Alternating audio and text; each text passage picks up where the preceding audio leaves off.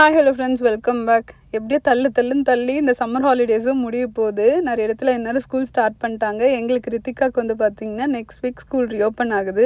இந்த வீடியோ ஒரு ஜூலை ஸ்டார்டிங் போல் எடுத்த வீடியோ தான். பாருங்கள் எப்படி கலைஞ்சி இருக்குது. என்ன தான் நம்ம நீட் பண்ணி வச்சாலும் கலைஞ்சி போயிடும். ஸோ அப்போ தான் நான் வந்து என்ன நினச்சேன்னா, சரி நம்ம டீக்ளட்டர் பண்ணி வேணுன்ற டாய்ஸ் மட்டும் எடுத்துக்கலான்னு. பார்க்கவே வந்து பயங்கர ஓவர்வெல்மிங்காக தான் இருக்கும். இந்த டாய்ஸ் எல்லாம் இப்போ வாங்கினது கிடையாது. ஒரு 4-5 வருஷமாக சேர்த்து வச்ச டாய்ஸு. இன்னுமே அவள் எது எடுத்தாலும் நான் இதை விளாட்றேன்னு வச்சுட்டே இருக்கா. ஆனால் அவள் வயசுக்கு இப்போ வந்து பார்த்திங்கன்னா மோஸ்ட்லி போர்ட் கேம்ஸு அந்த மாதிரி போயிட்டா.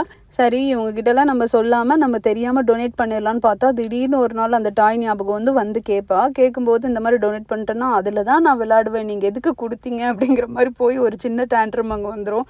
அதனாலே அவகிட்ட கேட்டு தான் நான் ஒவ்வொன்றும் டீக்ளட்டர் பண்ணுறது. இன்னுமே சாஃப்ட் டாய்ஸ் எல்லாம் நல்லா விளாடுவா. ஸோ அதெல்லாம் வந்து பார்த்திங்கன்னா ஒரு பாக்ஸில் வச்சுட்டேன். அப்புறம் இந்த பீட்ஸ் பிரேஸ்லெட் செய்கிறதும் நல்லா விளாடுவா. ஆனால் என்ன ஒரு டிஸ்அட்வான்டேஜ்னால், வீடு ஃபுல்லாக அந்த பீட்ஸ் இருக்கும். வேக்யூம் பண்ணும்போது அவ்வளோ வரும். ஃபைனலாக வந்து பார்த்திங்கன்னா இப்படி தான் அந்த டாய் ஏரியா இருந்தது. அவள் கேசல் போட்டதுனால எனக்கு சாமி கும்பிட்றது கொஞ்சம் டிஸ்டர்பன்ஸாக தோணுச்சு. அதனால் திரும்பவும் நான் வந்து ரீஆர்கனைஸ் பண்ணேன். ஆல்மோஸ்ட் காலையில் ஆரம்பித்தது நைட்டு வரைக்குமே இந்த ஒரு வேலை தான் இன்றைக்கி செஞ்சேன், சாப்பாடு சமைக்கிறத தவிர.